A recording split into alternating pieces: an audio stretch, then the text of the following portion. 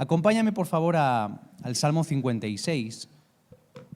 No he preguntado cuánto tiempo tengo, pero bueno, vamos a... aquí lo tengo. Todo el día. Dicen, no, tú no sabes lo que estás diciendo, ¿eh? Nunca le digas eso a un predicador. Nunca le digas eso a un predicador. Es lo peor que puedes hacer, porque te puedes arrepentir a la hora y media. Salmo 56.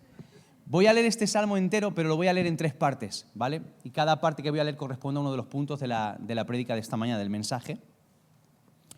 Salmo 56.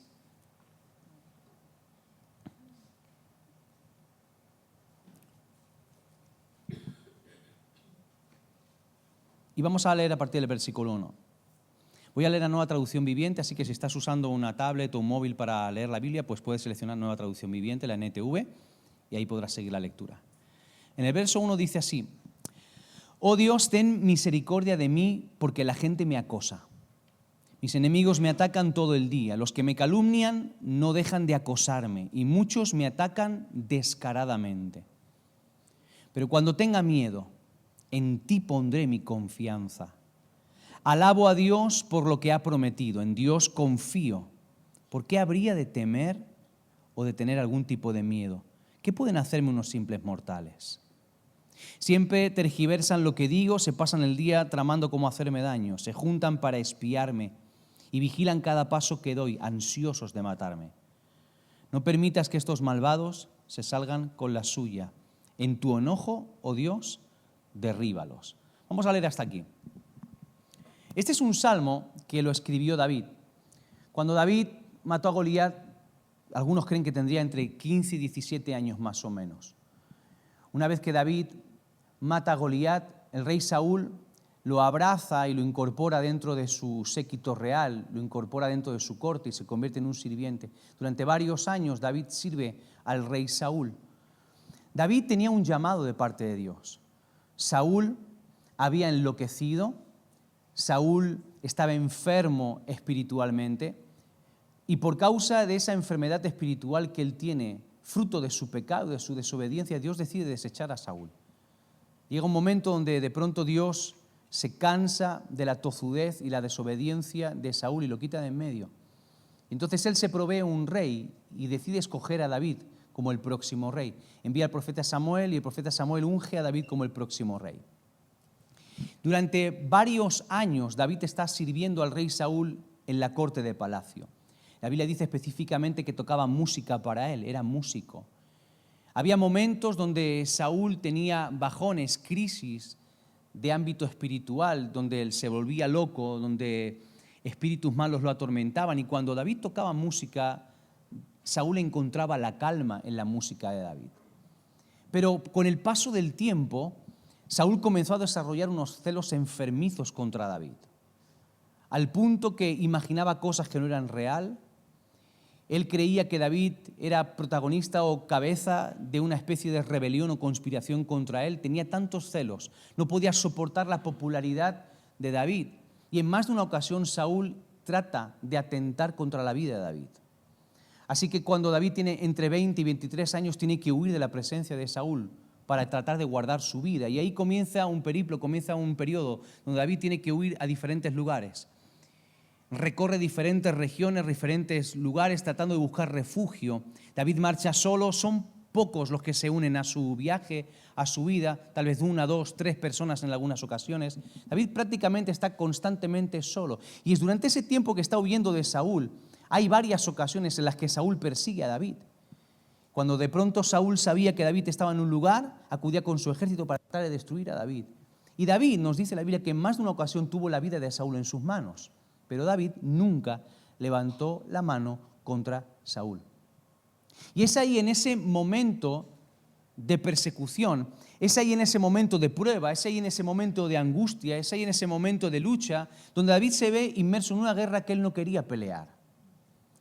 David era feliz luchando contra los filisteos, pero no era feliz luchando contra su rey. David no tenía un problema con Saúl, Saúl tenía un problema con David. Saúl había confundido al enemigo. Saúl combatía a los filisteos, pero también combatía a la única persona que podía liderar una auténtica batalla de éxito contra los filisteos. Así que de pronto David se encuentra en una guerra que él no quiere librar, una guerra que él no ha buscado. David no ha hecho nada para ganar el odio o la animadversión de parte de Saúl. Yo no sé si alguna vez tú te has visto en guerras que no has buscado. No sé si a veces te has encontrado en situaciones de peligro, de persecución, de lucha, en batallas que tú no has querido nunca entrar. Y es que hay momentos en nuestra vida donde entramos en guerras, donde nosotros mismos nos metemos, guerras que Dios permite o guerras donde otros nos arrastran. Y de pronto esta es una de las guerras donde David se vio arrastrado, una guerra que él no quería pelear. Y en esa situación de amargura, de tristeza, en esa situación de desesperación es cuando David escribe este Salmo 56, justo en ese momento. Y él define cómo se siente y lo expresa de esta manera. Él habla de acoso, habla de calumnias, varias cosas que te voy a mencionar ahora. Lo que sí que es cierto en este texto es que vemos que Dios, a pesar de que David ha sido ungido, a pesar de que David tiene un propósito, a pesar de que David tiene un llamado, tiene una promesa de bendición sobre su vida, tiene un destino marcado, un destino profético, una asignación, a pesar de todo eso, Dios permite que David se vea en una guerra que él no ha provocado. Dios permite todo eso. Y mi pregunta para ti en esta mañana, la primera pregunta sería, ¿se equivocó Dios al ungir a David como rey? Respóndame. No. Claro, somos muy categóricos y rápidos al responder porque conocemos el final de la historia. Tú y yo sabemos que David fue uno de los mejores reyes que tuvo Israel. Probablemente el mejor rey, al punto que cuando se hablaba de Jesús, se aludía al linaje de David, hijo de David. Así lo llamó Bartimeo a Jesús, hijo de David. David fue un rey conforme al corazón de Dios, lo dice la propia Escritura, Dios mismo atestigua acerca del corazón de David. Pero esto lo sabemos al final de su historia. En ese momento, David lo único que tiene es una palabra, lo único que tiene es una promesa, un llamamiento. Y Dios permite que ese llamamiento sea puesto a prueba. Una de las cosas que yo he llegado a la conclusión con el paso de los años, y precisamente este evento se llama Esencia, y lo que te voy a decir forma parte de la esencia del Evangelio. Una de las cosas que yo he descubierto, que me he dado cuenta o que he reparado en estos últimos años, sobre todo, es que tu vida cristiana, tu fe, tu espiritualidad, tu consagración, todo depende de la visión que tú tengas de Dios. Todo se reduce a cómo tú ves a Dios. Tu compromiso, tu servicio, tu entrega, tu devoción, tu resistencia, tus talentos, todo se reduce a cómo ves tú a Dios. Dependiendo de cómo tú veas a Dios, así vas a vivir. Así te vas a mirar a ti mismo, así vas a mirar a los demás, así te vas a relacionar. Todo está procesado, todo está filtrado, todo pasa por el filtro, las gafas o las lentes de cómo vemos a Dios. Y muchas veces nosotros, cuando tocan momentos donde nos toca pelear guerras que no le encontramos sentido, guerras injustas, guerras que no hemos buscado, guerras que no hemos provocado, cuando nos vemos en situaciones que son injustas, nuestra visión y nuestra perspectiva de Dios cambia por completo. El hecho de que tú tengas un llamado, una promesa de Dios, el que tú tengas una asignación de parte de Dios, no te exime de que Dios permita situaciones en tu vida de injusticia y situaciones de lágrimas. David tuvo que sufrir.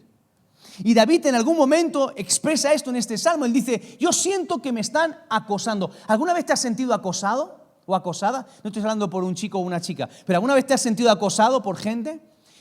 ¿Sí o no? ¿Te ha pasado de estar en un trabajo y de pronto hay un compañero que te tiene entre ceja y ceja y no te deja, o una compañera no te deja y va por ti y a por ti, o un jefe? Entras por la nave o por la fábrica y hay un montón de trabajadores, hay un montón de gente, pero parece que tú tienes como una luz del neón y atraes todas las llamadas y todas las atenciones a ti.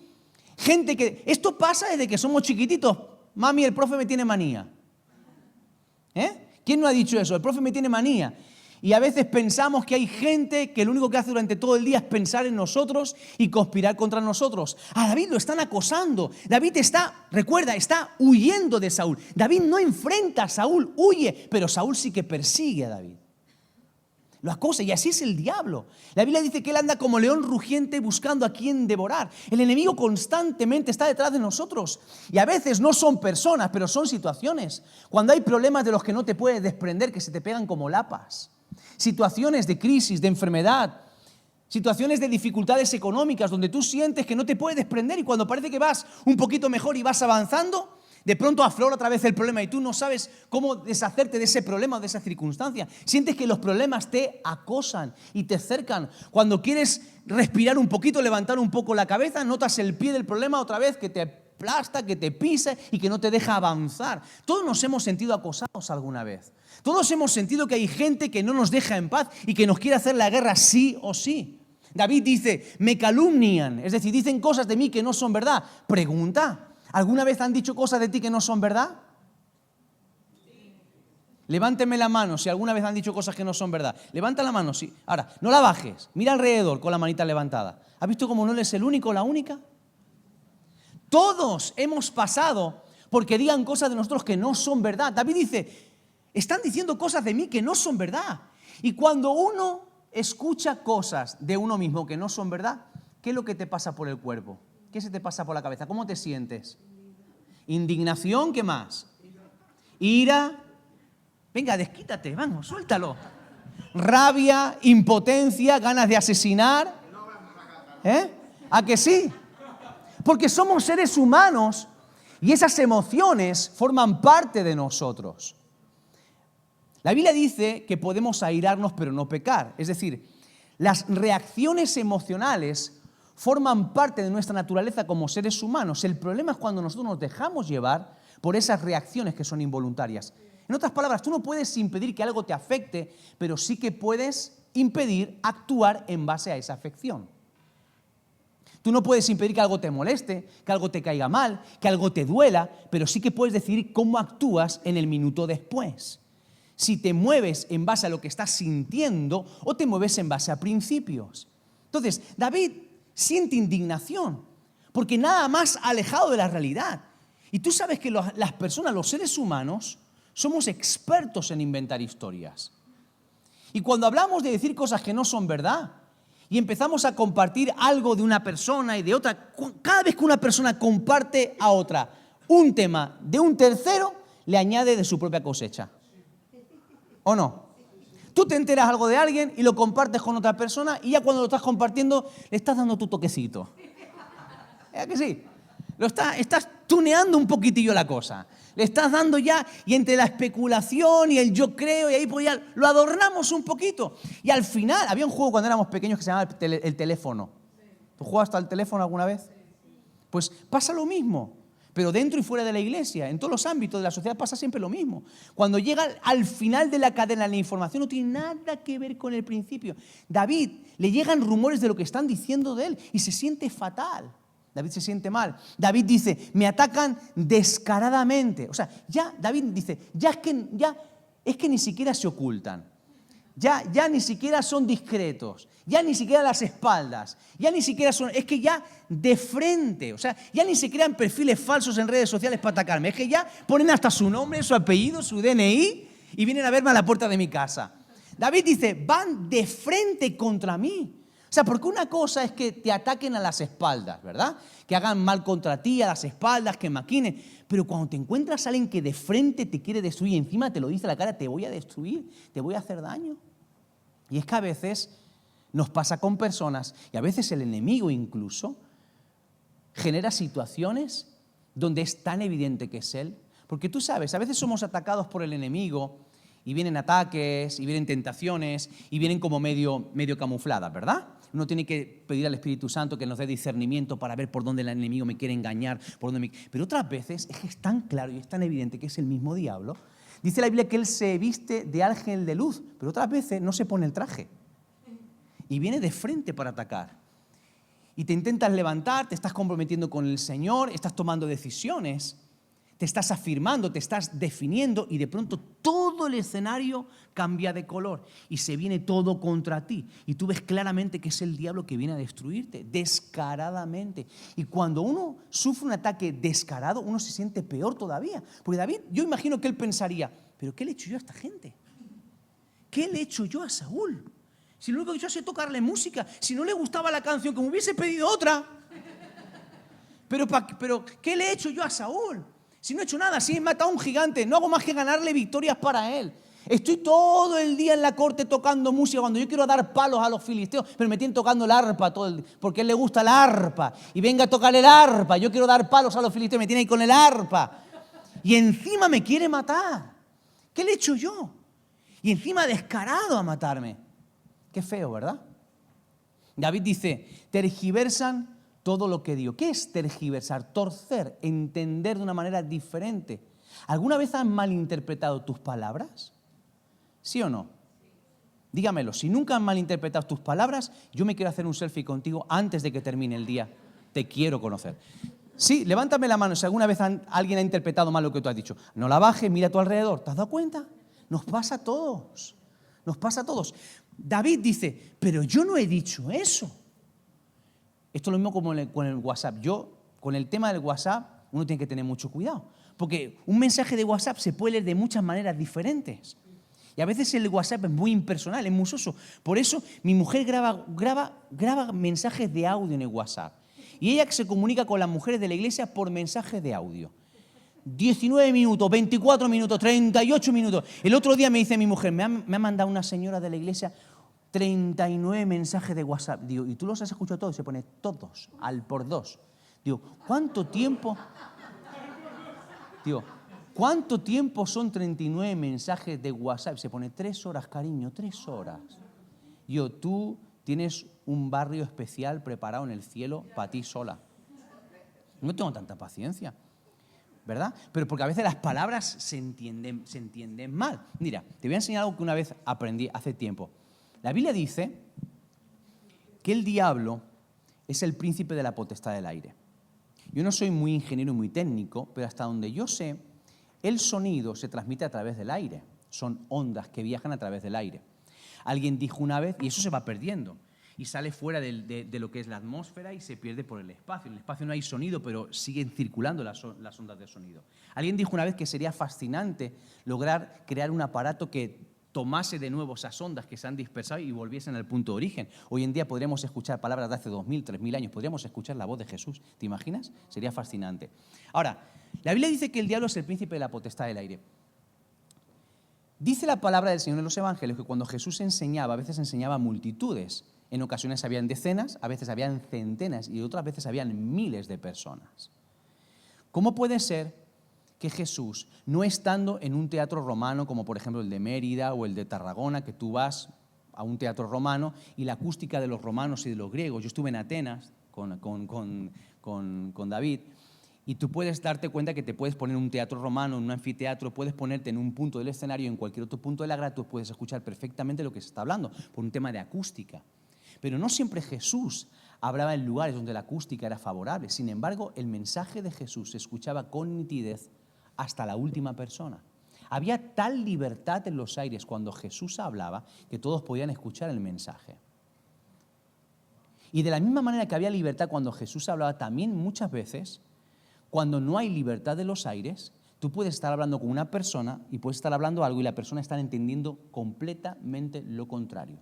Yo conocí una iglesia que durante varios años estaba en una ubicación y la gente que vivía puerta con puerta de esa iglesia no habían nunca escuchado ni la música ni el sonido, es más, ni sabían que había una iglesia ahí. Gente que llevaba varios años viviendo puerta con puerta, no en la misma calle al fondo, no, puerta con puerta, no lo habían visto. Y hay personas en las que tú le estás hablando algo y la persona no te está escuchando. Y tú le estás hablando y no te está escuchando. Y está entendiendo todo lo contrario. Hay un efecto espiritual también en esas cosas. Y David dice, toman mis palabras y le dan la vuelta y hacen que vayan con otro sentido. Esto es como la gente que se dedica a hacer videitos de YouTube. ¿Lo has visto? Estos que agarran, que se dedican a criticar a la gente por YouTube y hacen videitos. Yo digo, Dios mío, yo intento hacer alguna vez un vídeo de YouTube, tardo horas. Yo digo, esta gente tiene mucho tiempo libre y hacen un montón de videitos. Entonces agarran a un predicador que no les cae bien y agarran 3 o 4 palabras de un mensaje, las sacan fuera de contexto y mira lo que ha dicho, ¡pah! Y le sacan el contexto, tergiversan las palabras. Entonces David se siente así. Es que yo no dije eso, es que lo están entendiendo mal. Capaz que dijo en algún momento, vamos a derrotar a los filisteos. Y alguien le dijo a Saúl, este dice que solito va a ganar a todos los filisteos y que te va a quitar el trono. Porque tú sabes que hay que añadir un poquito, ¿no? Y él dijo, no, yo dije que vamos a derrotarlos, pero no fue así. Sí se siente que lo que estoy diciendo tiene sentido, ¿verdad? David dice, se pasan el día tramando para hacerme daño. Había gente que estaba confabulando contra David. Fíjate qué interesante es esto, porque si de algo era acusado David, era precisamente de confabular contra Saúl. David era acusado de estar provocando una rebelión contra Saúl y ahora resulta que quien realmente estaba provocando una conspiración contra David era el propio Saúl. Y es que, ¿sabes una cosa? Uno tiene que tener mucho cuidado cuando juzga a alguien. Porque a veces cuando juzgamos sin ningún tipo de misericordia, cuando juzgamos sin piedad a alguien, podemos acabar cayendo en aquello que estamos juzgando. De ahí viene el texto, con la misma medida con la que mides, tú vas a ser medido. Entonces uno tiene que tener mucho cuidado, porque cuando tú juzgas, cuando tú señalas, cuando tú acusas, rápidamente te estás colocando en un lugar que no te corresponde, y es el lugar de juez. Y la Biblia dice que un día los hijos de Dios nos sentaremos a juzgar, pero eso será cuando venga el Señor. Mientras tanto, ni tú ni yo nos podemos sentar a juzgar a nadie. Solamente hay un único juez, que es el Señor. Y nuestra única manera de mirar a la gente con ojos de misericordia es no olvidar la misericordia que recibimos cada día. Cuando tú refrescas en tu mente la misericordia que cada día el Señor derrama sobre tu vida, entonces te lo piensas 2 veces antes de juzgar a los demás. No puedes dar misericordia si no recuerdas la misericordia que tú recibes. Y no estoy hablando de la misericordia que has recibido cuando recibiste a Jesús en tu corazón. La misericordia que recibes todos los días, porque todos los días necesitamos misericordia. Y la Biblia dice que Dios da misericordia nueva cada día. Y eso significa que cada día es como si Dios te mirase por primera vez. ¿Sí? Entonces, se pasan el día tramando para hacerme daño. David siente que están conspirando contra él. Dice, me espían esperando ver cómo matarme y destruirme. O sea, no estoy hablando de Gran Hermano, ¿vale? No, a lo mejor hay gente que te espía o gente que no lo sé. Pero sí que hay una realidad. Hay más gente que se fija en ti de la que tú imaginas.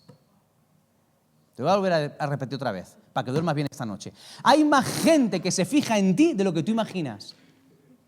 ¿De verdad? ¿Tú no has visto a veces en las noticias cuando de pronto y mataron a no sé qué vecina o a tal persona y de pronto están todas las vecinas y los vecinos y se saben toda la historia?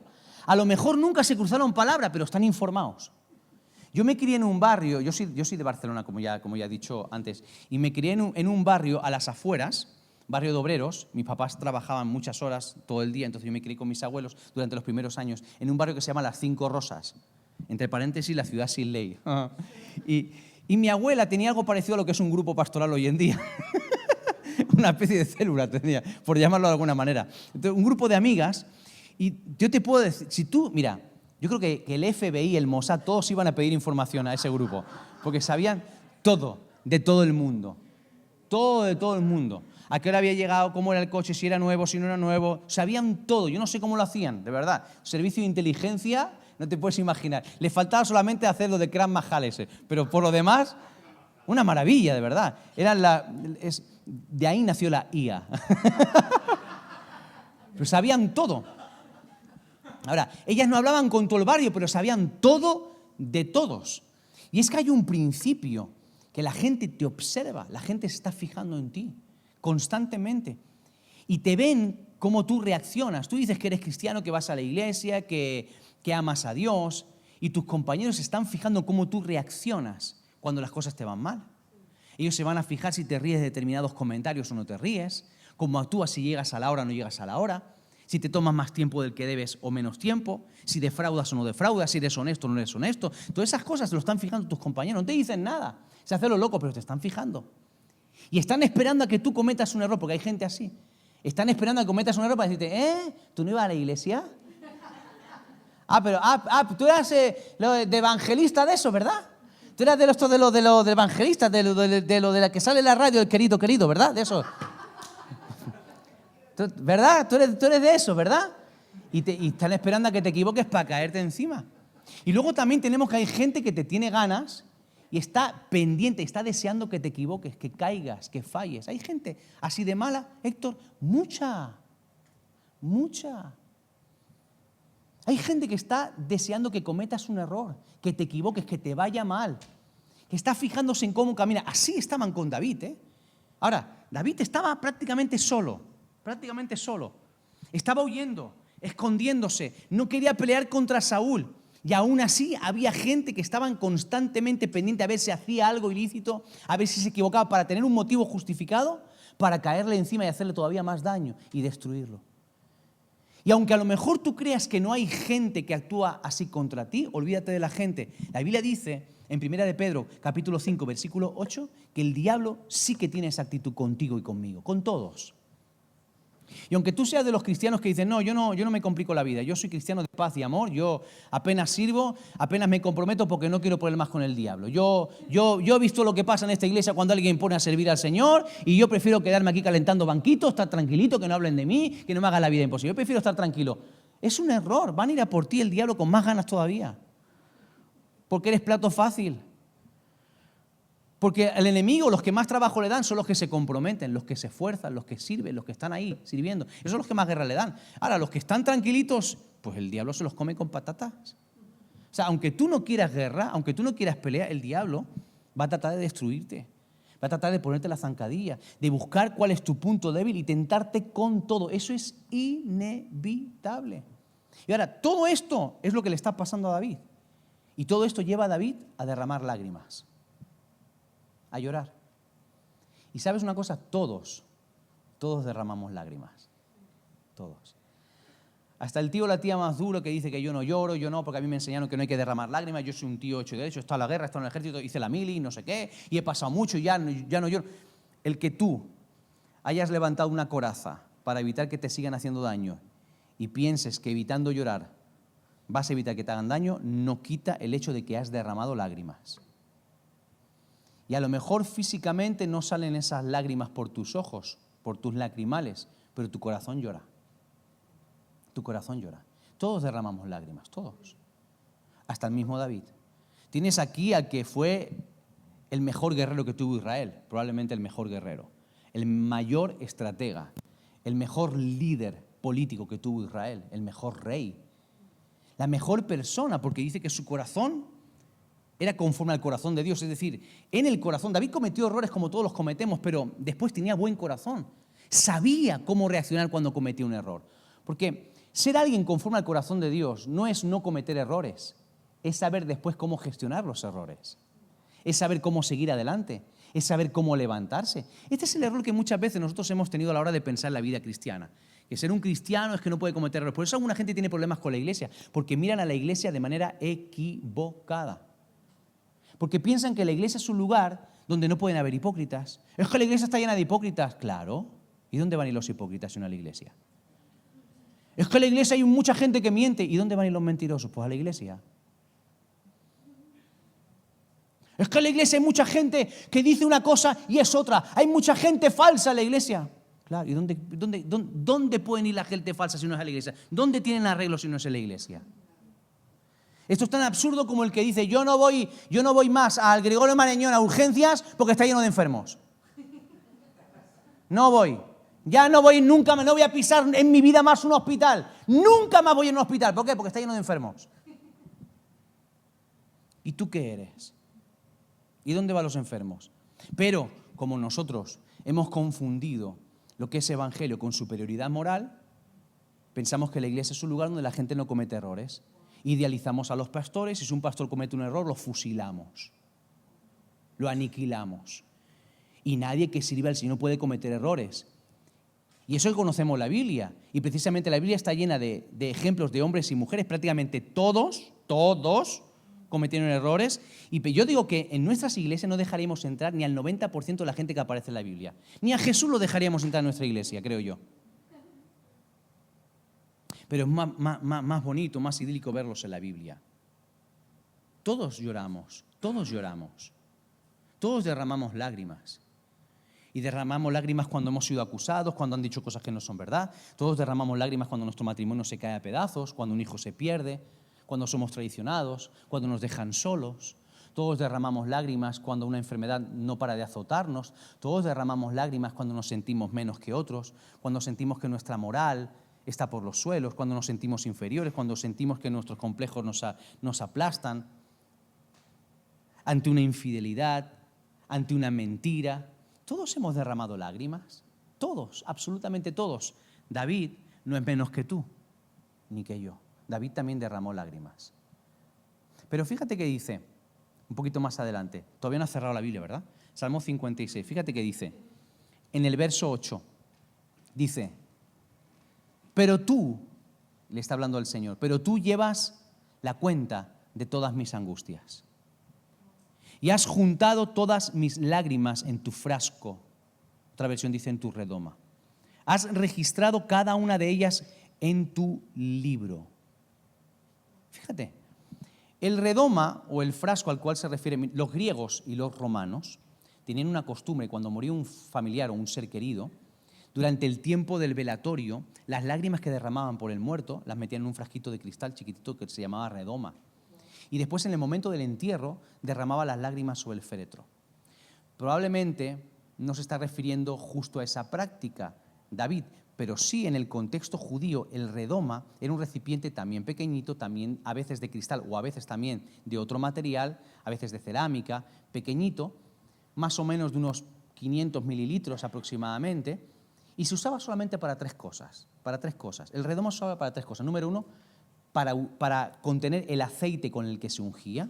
Número dos, para el ungüento que se usaba, las especies aromáticas que se usaban para la sepultura, los aceites para la sepultura. Y número tres, para el perfume.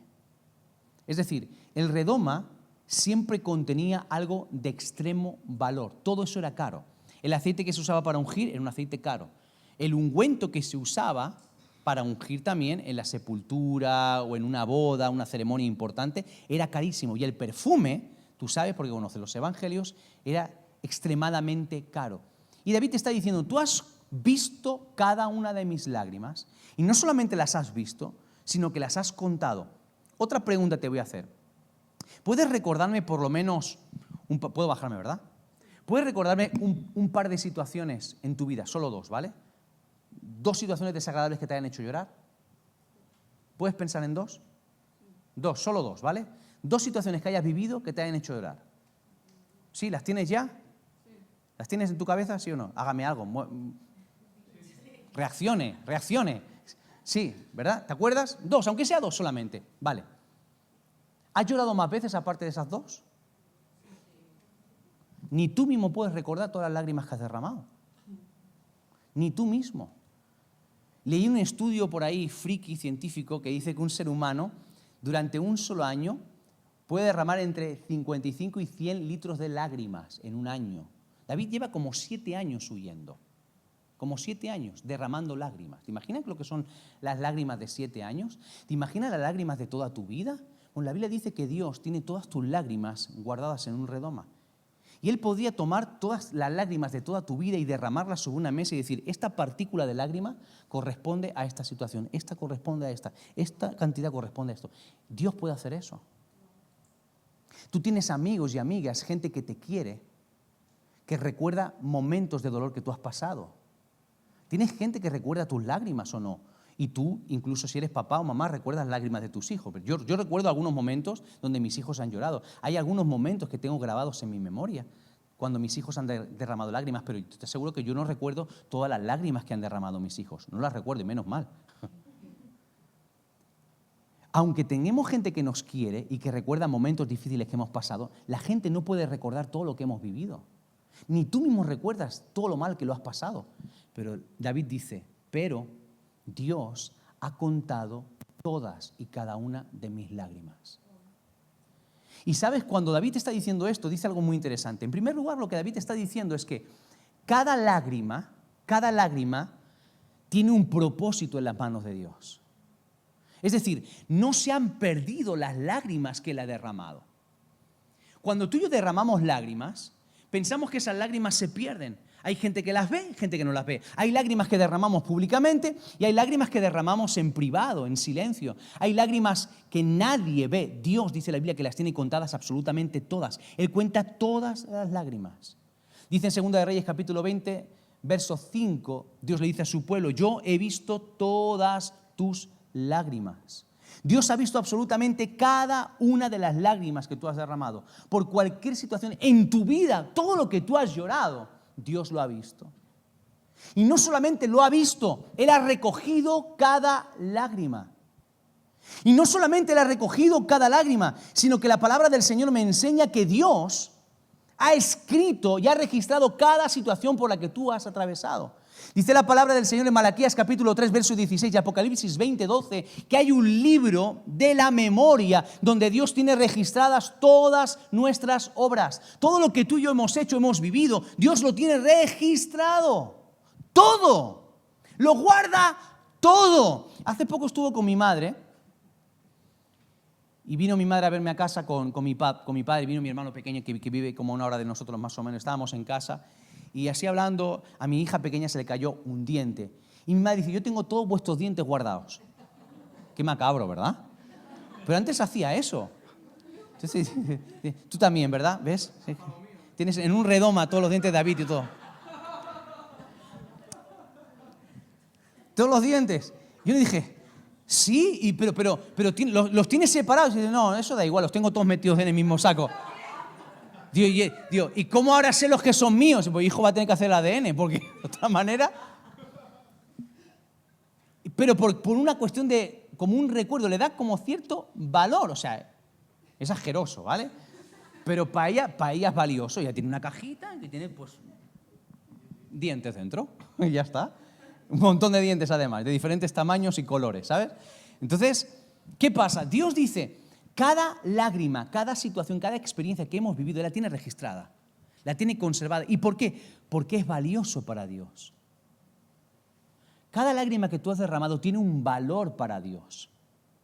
Y uno dice, bueno, pero si tiene un valor para Dios, ¿por qué entonces Dios lo permitió? O sea, si Dios tiene todas las lágrimas, adiós majo, ha dicho adiós el pobre, Dios tiene todas las lágrimas guardadas, cada situación guardada y registrada. Entonces uno dice, bueno, esto que estás diciendo está muy bien, pero entonces, ¿por qué Dios no hizo nada?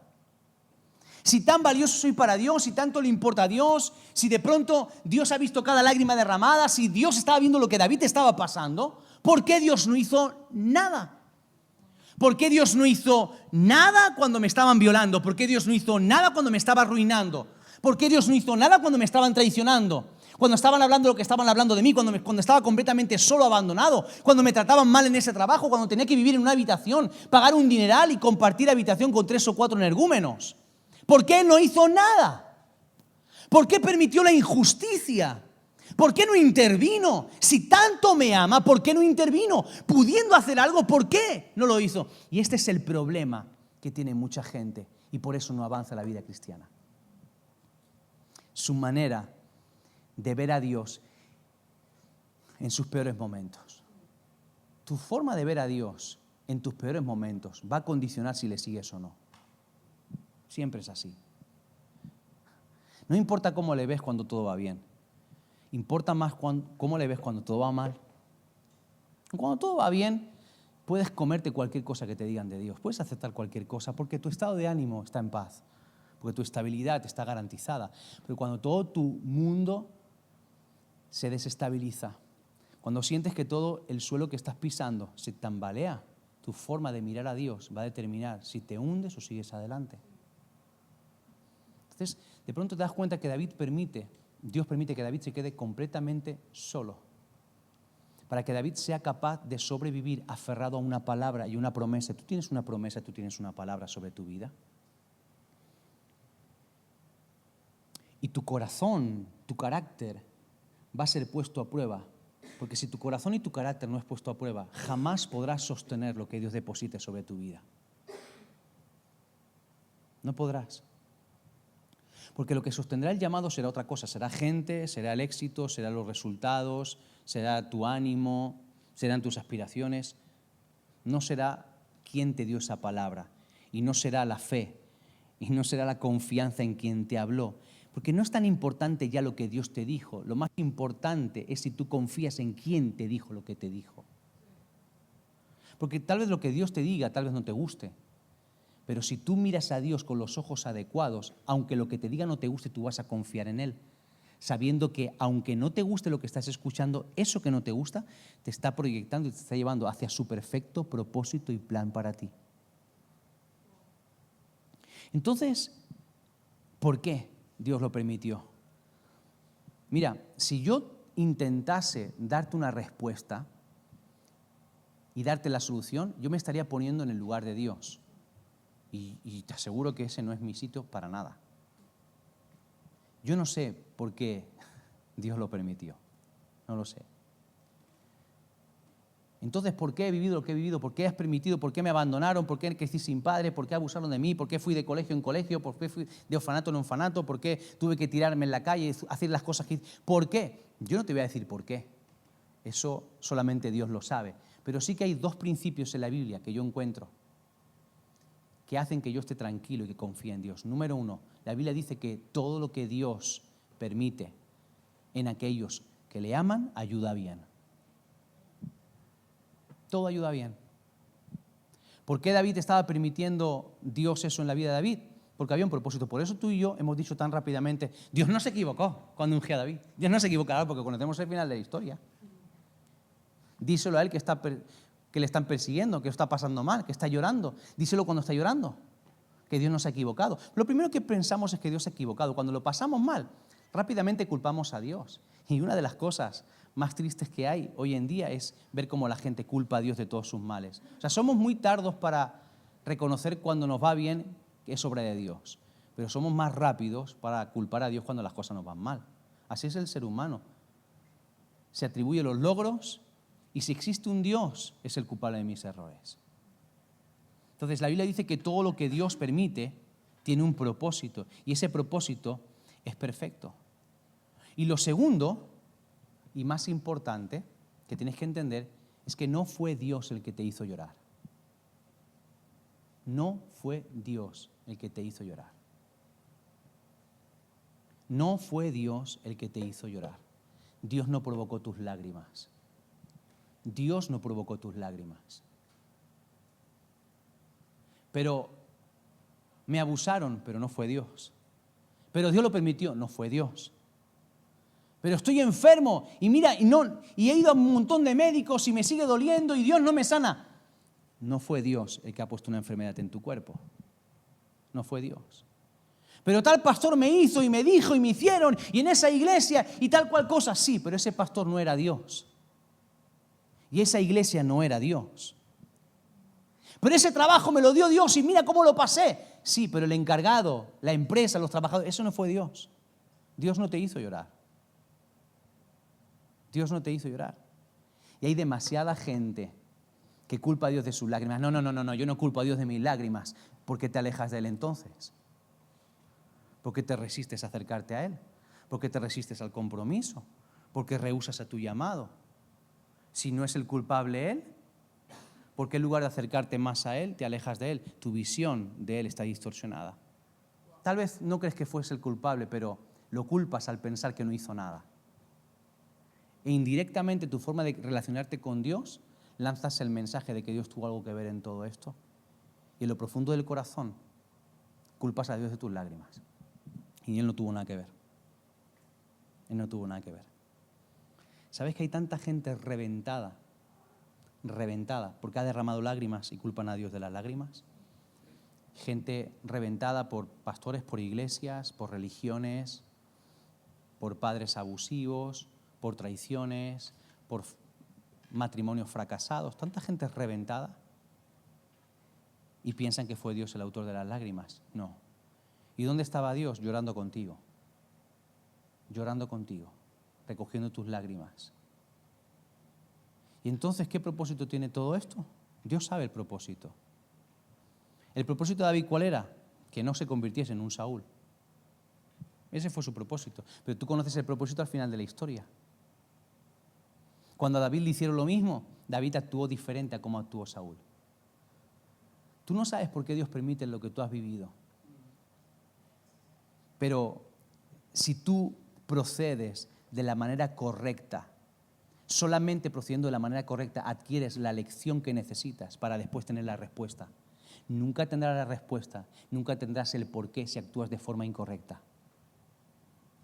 Si no cuidas el corazón, si no actúas de forma correcta, nunca sabrás el porqué, te quedarás en el resentimiento, en la amargura y en la distancia, y así no avanzarás hacia el propósito.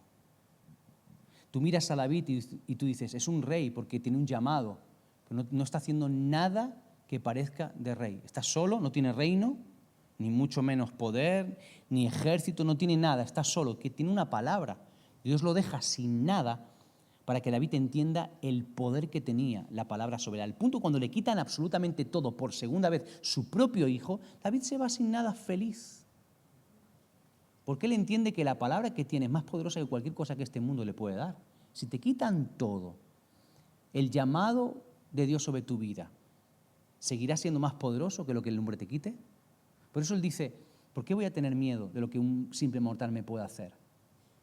¿Por qué voy a tener miedo si me va mal en el trabajo, si me quedo sin recursos económicos? Es que hemos conformado un modelo del Evangelio donde el pasarlo mal, el sufrir, el sufrimiento, parece que es todo cosa del diablo. Y no, y el sufrimiento forma parte de la obra de Dios en nuestra vida también. Dice la Biblia en Hebreos que Cristo debía de ser perfeccionado por aflicciones. La palabra perfección en griego es completo.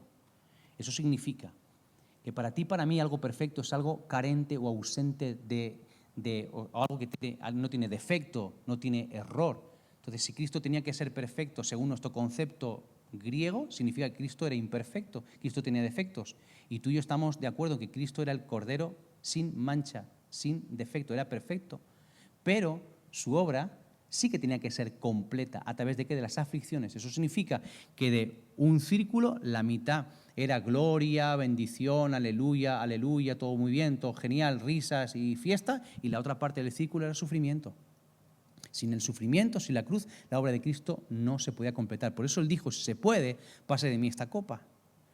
El Padre dijo, no se puede. Tienes que completarse la obra a través del sacrificio. Y si Cristo tuvo que pasar por el sufrimiento para que el plan se completase, ¿qué te hace pensar que para que tu plan y mi plan se completen, Dios no va a permitir que pasemos por el sufrimiento?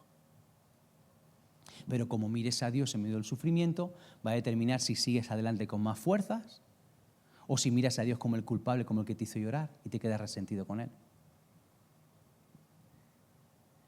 Dice la Biblia en Oseas capítulo 11, verso 8, que Dios sufre por ti y por mí cuando lo pasamos mal. Dios le dice a su pueblo, mi corazón está desgarrado dentro de mí y mi compasión desborda. Dios no llora físicamente, pero cuando se vistió de ser humano, en Lucas 11 y Lucas 19, se nos dice que Él lloró ante el sufrimiento de los seres humanos, mostrando físicamente cómo es el corazón ante tu sufrimiento y ante mi sufrimiento. Ahora, termino con esto. Para que veáis que es verdad, Josu, puedes acompañarme con el piano, para que vean que es verdad que estoy terminando.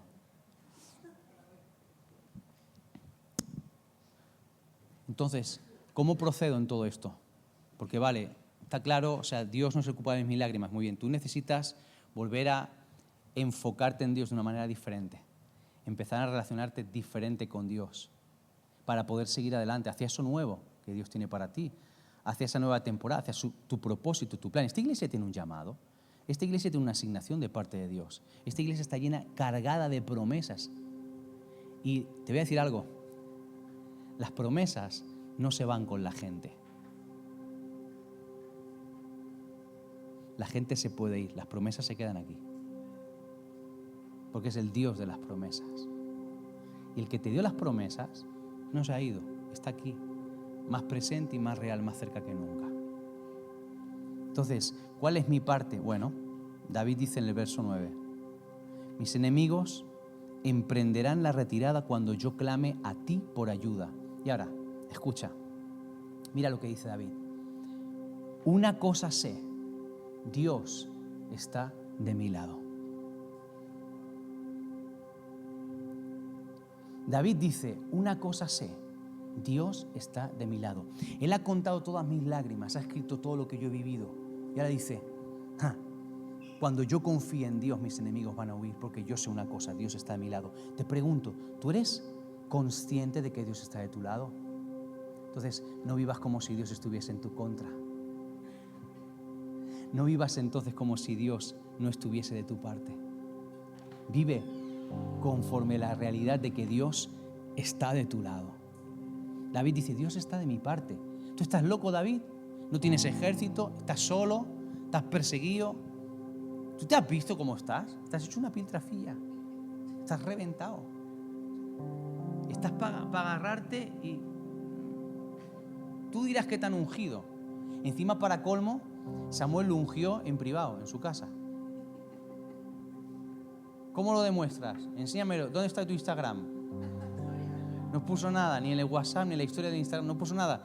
¿Quién tienes como testigo? Tu familia. Ah, claro, tu familia, ¿qué va a decir de ti, David? Demuéstrame que te han ungido a ti. Encima nadie lo vio. Hoy en día, donde necesitamos publicarlo todo y ser tan visibles, donde nos gusta tanto mostrar todo y subir un vídeo un día y otro día, que me sigan y que me digan y que me comenten, dale like si me gusta, dale like. Nos fascina todo ese mundo.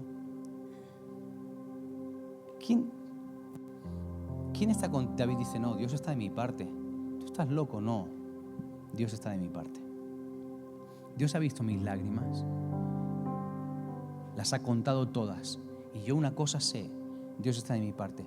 ¿Qué es lo que sabes tú? Lo que tú sepas debe determinar cómo actúas. Y sabes una cosa, sabemos mucho, pero yo estoy convencido que si viviésemos aplicando un 10% de todo lo que sabemos, nos iría mucho mejor. Porque la mayoría de las veces entramos en un lugar como este para que se nos repitan cosas que ya sabemos. Porque el problema no reside en cuánto yo sé, reside en si yo vivo en base a lo que sé. No, yo sé que Dios está conmigo. ¿Por qué vives como si no estuviese contigo? No, yo sé que Dios, yo confío en Dios, ¿sí? ¿Y por qué no vives mostrando esa confianza en Dios? No, yo sé que Dios en algún momento va a abrir los cielos y Dios, no, Él me sostiene. ¿Y por qué andas desesperado intentando mantener tu vida a flote? Si Él te sostiene, ¿por qué no sueltas tú tu vida en sus manos? No, yo confío en Dios. Dios es mi justicia. Él cerrará la boca de mis angustiadores y mis calumniadores. ¿Y por qué andas poniendo estados, lanzando pildorazos por todos lados? Y bloqueando a la gente aquí, y bloqueando a este y allá, y hablando de este, y levantando, intentando salvar tu testimonio. ¿Por qué? Pues si o es Dios o eres tú. Los dos a la vez no. O sea, para mí Dios es como mi suegro haciendo candela en el campo. Mi suegro tiene un campo. Y cuando yo voy a comer al campo con mi suegro, dice, vamos a preparar una candela, una fogata para asar carne. ¿Quieres hacerla tú? Y yo le digo, por supuesto que. Y cuando empiezo yo, y se mete él. Porque hombre de campo, y no, así no te bardes, y me empieza a quitar. Yo discretamente me retiro, me hago a un lado. Y mi mujer dice, ¿no ibas a hacer tú el fuego? Digo, ha venido tu padre. Y dice, vale, ya entiendo, ya. No, pero déjalo que él. Entonces, Dios hace así igual. Dios hace lo mismo. Tú le metes mano a tu vida, Él se retira discretamente. Bueno, ¿quieres tú? Hazlo tú, ¿ya? Pero si viviésemos un 10% con lo que sabemos, David dice, yo sé que Dios está de mi parte. Y por eso es que luego dice, en el verso 10, alabo a Dios por lo que ha prometido. Sí, vuelvo a repetir, alabo al Señor por lo que ha prometido. ¿Qué hace David? Con lágrimas en los ojos, alaba a Dios. ¿Por qué? Por lo que Dios ha prometido. ¿A qué se aferra David? A las promesas de Dios. ¿Tienes promesas sobre tu vida? No. A mí una vez fui a un congreso y un profeta me dijo, tú, el del DNI 3245. No estoy hablando de esa profecía. No. Cuando tú le diste tu vida al Señor y sentiste en tu corazón que el Señor te llamaba para servirle. Esa vez que abriste la Biblia y sentiste que ese texto salía como en 3D, ese versículo que te escribiste, te apuntaste. Esas promesas que Dios te dio y que sabes que fue Dios a ti. No, olvídate de la gente que te habló, lo que Dios te habló a ti, porque a ti Dios te ha hablado también. A ti Dios te ha hablado. Por lo menos una te ha tenido que hablar Dios. Esa, David dice, voy a agarrarme a eso.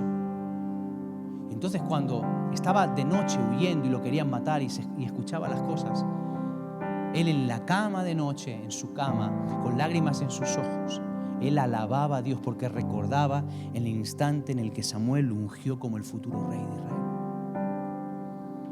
Y recordaba otras promesas que no están escritas en los salmos y que Dios se le dio la intimidad del campo cuando él adoraba a Dios en la soledad, cuidando ovejas, siendo un niño. Esas promesas fueron las que sostuvieron a David. Si no te sostiene lo que Dios te ha prometido, ¿qué te va a sostener? Si no te sostiene lo que Dios dice, ¿qué te va a sostener? Si hoy en día la palabra del ser humano no vale nada, el que hoy te ama, mañana te da una puñalada. Pero Dios es nuestra máxima garantía y estabilidad. Y Él dice, alabo a Dios por lo que me ha prometido. Yo puedo alabar a Dios por sus promesas, no por lo que estoy viviendo, por lo que Él me ha dicho que va a pasar. Y sigue diciendo, cumpliré los votos que te hice, oh Dios, y ofreceré un sacrificio de gratitud por tu ayuda. ¿Qué está diciendo David? David dice, yo voy a alabarte por lo que me has prometido, pero yo también voy a cumplir lo que te he prometido a ti. Porque algunos, por causa de las lágrimas, se han olvidado de las promesas de Dios. Tus lágrimas han borrado la tinta con la que escribiste todo lo que ibas a hacer para Dios. Todo lo que le prometiste que ibas a hacer. Todo lo que ibas a proyectarte para Dios. Todo lo que dijiste, voy a hacer esto, voy a ir a tal lugar y haré esto. Todo lo que tú escribiste con el paso de los años, tus lágrimas han ido borrando la tinta. David dice, yo no me voy a olvidar de lo que te prometí. Y de pronto su visión cambia. ¿Te has dado cuenta? Como ya David no es una víctima. Como David no está, pobrecito de mí, que estoy llorando. Mírame, mira el daño que me están haciendo. Qué mala es la gente, qué mala es la gente. No hay nadie bueno aquí. Ya me lo decía mi madre, no vaya a ese lugar. David dice, no, espera. Tú me has prometido. Y voy a estar agradecido. Pero es que yo también te he prometido a ti y yo no he cumplido, no estoy cumpliendo. Jesús no te engañó cuando decidiste seguirle. Tal vez a lo mejor el que te expuso el evangelio no te lo expuso de la mejor manera. Pero Jesús dijo, a mí me han rechazado, a ustedes os van a rechazar. A mí me han perseguido, a ustedes os van a perseguir. No es fácil seguirme. Es difícil, es complicado. Requerirá a veces no tener absolutamente nada. Requerirá que te señalen, que te juzguen, que te rechacen, que hablen todo este tipo de cosas malas de ti. Pero tranquilo, yo voy a estar contigo. Yo ya he vencido. Te toca pasarlo. Y lo vas a pasar mejor si te concentras en el final. El resultado es victoria para tu vida. Esto va a pasar. Esto va a pasar. Y termina diciendo David, yo ofreceré un sacrificio de gratitud por tu ayuda, pues me rescataste de la muerte y no dejaste que mis pies resbalaran. Así que ahora puedo caminar en tu presencia, oh Dios, en la luz que da vida. Mira. David ha llorado un montón. Lo han querido matar. Le han hecho barbaridades, como a ti te han hecho barbaridades. ¿Cuántas lágrimas no has derramado tú? ¿Cuántas cosas injustas tú no has vivido? Un montón. Seguro que si nos ponemos ahora a compartir testimonios de lágrimas, nos cortamos todas las venas juntos, por turno. ¿A cuál desgracia más grande? Pero sabes una cosa, eso es verdad, pero tú estás aquí. ¿Me has escuchado? Tú estás aquí. Tú estás aquí. Marta dijo, podrías haber estado en otro lugar ahora. Podrías estar perdido, perdida. Tal vez, aunque no estés en tu mejor momento espiritual, estás aquí. Y David dice, me han hecho de todo. He derramado un montón de lágrimas, pero tengo que darte gracias porque me has guardado la vida. Porque aún estoy aquí. Saúl me ha querido matar un montón de veces y no lo ha conseguido ni una sola. Todavía estoy en pie. Han intentado destruirme, han intentado espiarme, han intentado hacerme daño, pero mis pies no han resbalado. Aún estoy aquí. Por eso voy a estar agradecido y puedo seguir caminando. Por eso él dice, seguiré caminando en tu presencia, a la luz de tu presencia. Avanzar no está reñido con derramar lágrimas. No siempre uno avanza sonriendo, no siempre uno avanza cantando. A veces toca avanzar mientras uno llora. Por eso dice la palabra del Señor, irá llorando el que lleva la preciosa semilla. Yo puedo llorar, tú puedes llorar y puede que ahora toque el tiempo de derramar lágrimas o haya tocado el tiempo de derramar lágrimas, pero eso no está reñido con seguir avanzando en la presencia del Señor, porque Dios está de tu lado. Te dije, Dios está de tu lado. Dios está de tu lado. Dios está de tu lado. No fue Dios el que te hizo llorar, Él está de tu lado. Y ahora, ponte de pie, mira. David escribe todo esto y cuando después justo de este salmo, ¿sabes cuál es la siguiente parada de David? La cueva de Adulam. Después de escribir el Salmo 56, Marta, David llega a la cueva de Adulam. Y cuando llega a la cueva de Adulam ya deja de estar solo. Y ahora hay un montón de llorones que se le juntan. Enlutados, amargados. Esa gente sí que llevan toda la vida llorando. Imagínate tú la historia de cada uno de ellos. ¿A cuál peor? ¿A cuál peor? Entonces imagínate cuando David llega a Adulam y llegan toda esa gente. Así que tú eres David. El futuro rey, ¿verdad? ¿Qué sabrás tú del dolor? ¿Qué sabrás tú de las lágrimas? Tú vienes de trabajar en la corte de Saúl, ¿verdad? Tú eres el que mató al gigante. Claro, para ti la vida ha sido fácil. ¿Qué sabes tú del sufrimiento si eres un rey? ¿Qué sabes tú del sufrimiento si eres un extraordinario líder de alabanza? Tú no sabes nada del sufrimiento. Entonces el Señor decía, Señor, ¿te importa enseñarles mi redoma de lágrimas? Ahí tenéis 7 años de lágrimas. ¿Decíais?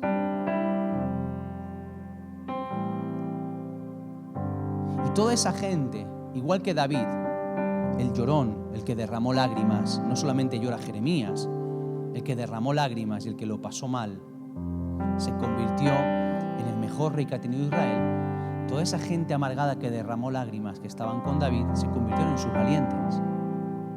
En un ejército mejor que el de Saúl, porque el ejército de David había sido procesado por las lágrimas. El ejército de David había entendido que Dios no les había hecho llorar y entendieron que Dios estaba de su parte. Aunque derrames lágrimas, cuando Dios está de tu parte, tu propósito se cumple. Y yo te digo de parte del Espíritu Santo que tu propósito se va a cumplir. Aunque hayas derramado muchas lágrimas, Dios las tiene contadas todas y cada una de ellas tiene un propósito. No culpes a Dios. Es tiempo de secarte las lágrimas. Es tiempo de ceñirte y seguir caminando de la mano de Jesús, porque Dios no ha terminado contigo. Dios está procesando tu corazón para cosas más maravillosas y más grandes, cosas que tú ni siquiera imaginas. No necesitas entenderlo todo. No necesitas todas las explicaciones. Solamente di como David, una cosa sé, Dios está de mi parte. Amén. Cierra tus ojitos, levanta tus manos al cielo. Si es una fragancia